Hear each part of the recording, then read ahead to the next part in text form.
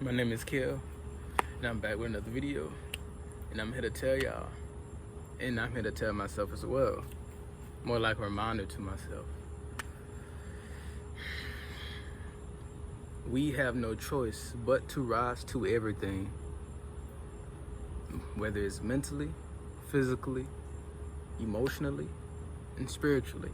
Because obviously, if you don't, this world will break you into falling anyway. So there's no other way and no other thing to do except to rise.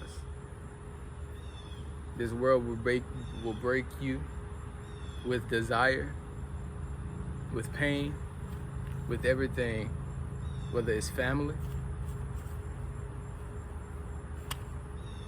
whether it's yourself, because you obviously can be weak enough to let the world break you. If it does break you, you obviously weak. Is it wrong to be weak? No, but staying weak obviously is wrong. And who wants to stay weak? Who wants to be weak in the first place? Not me. Was I weak before? Have I been weak before? Of course. I'm not saying I've always was strong. I'm not saying I'm necessarily strong now, but I am stronger.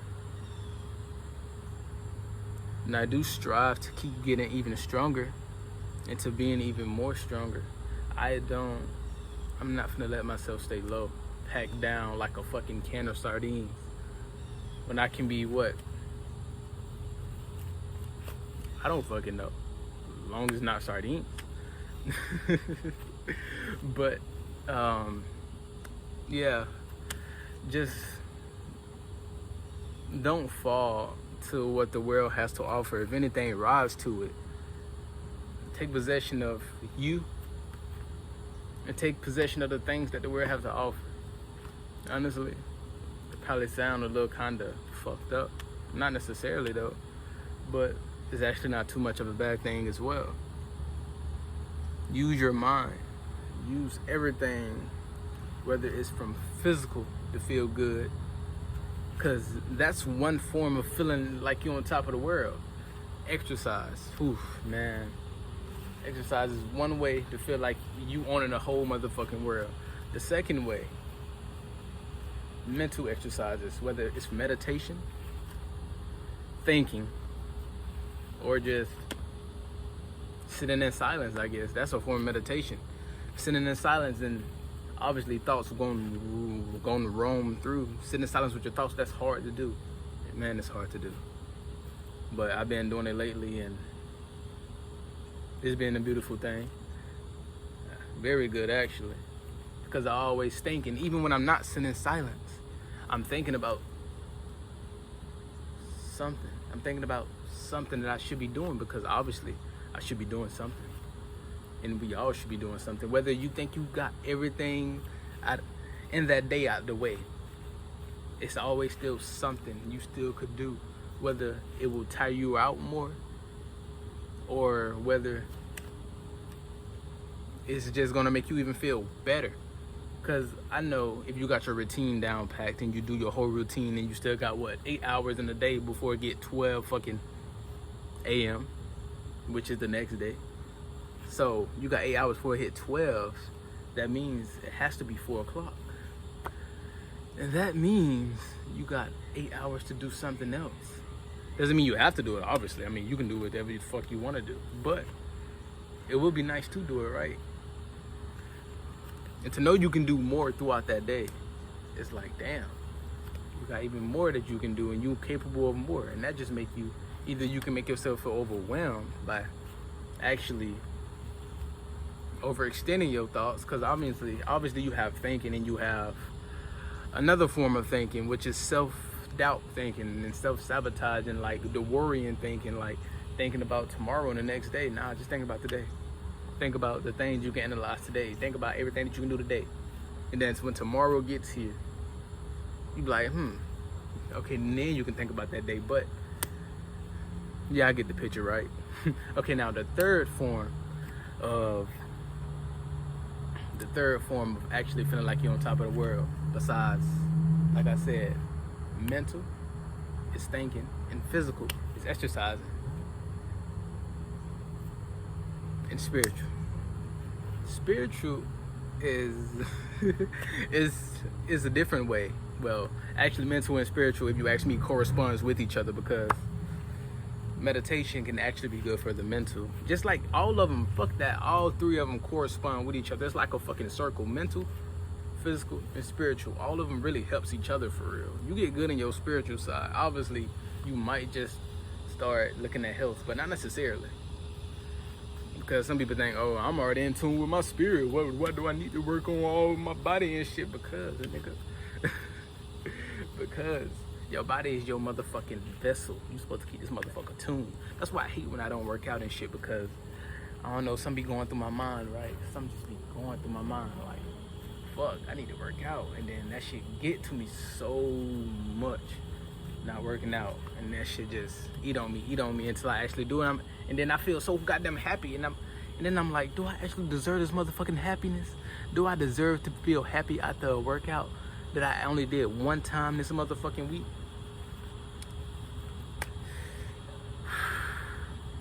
And then and that's self-sabotage as well. You don't think you're supposed to feel happy. Yeah, you don't think you're supposed to feel happy after even doing one exercise.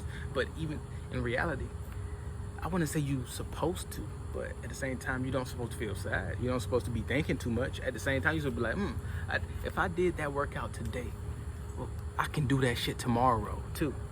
Because obviously, if you do something one day, you can obviously do it the next and the next day on, right? And then you go to thinking. When that next day comes, you like, that's when the mental shit creep in, because now that physical hurt corresponds with that mental, right? Just like I said, they all corresponds with each other.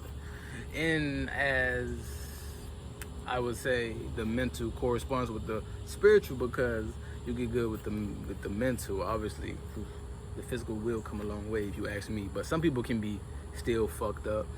But how can you actually determine whether somebody is good or bad anyways? Because things will be how it be, of course. Well, so now since somebody came, that just throw my whole train of thought off. But fuck that. We went over mental, we went over physical, we went over spiritual. Now it's the emotional. Is it emotional? What do you react to? What stems your emotions? What helps you feel happy? What helps you feel sad? What makes you feel anger? Okay, when you know these three things, you can determine your whole outcome through a lot of shit, whether it's through a lot of shit. But now I gotta explain it, and I really don't want to, but I do at the same time, so I'm going to do it, and it will actually make me feel better to explain it to you all. So the three outcomes is obviously what makes you feel anger, what get a reaction out of you. If it's people, you gotta learn how to control your emotions. If somebody says something bad to you, don't react. Don't try to fight them or anything. It's not worth it. Fighting people, that ain't worth it either. Yelling at people, arguing with people just because they mad and want to bring you down to their level, it's not worth it at all. And just like what makes you feel happy, does exercise make you feel happy?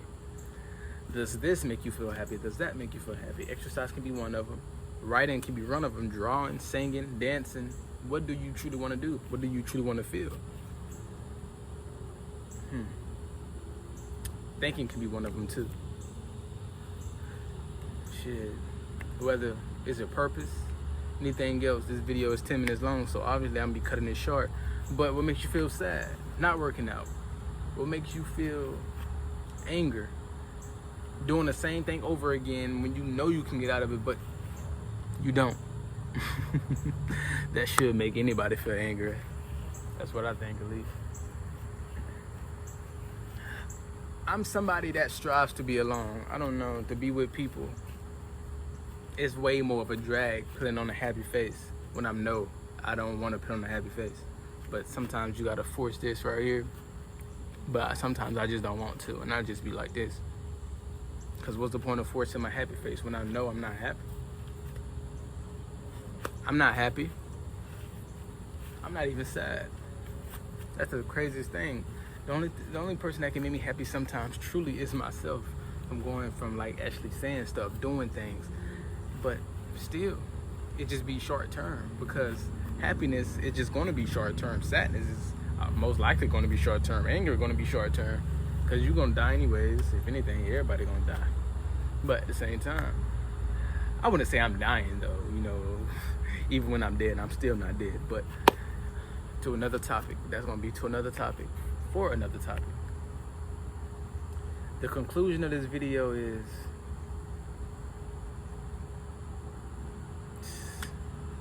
know yourself, I guess. Know what.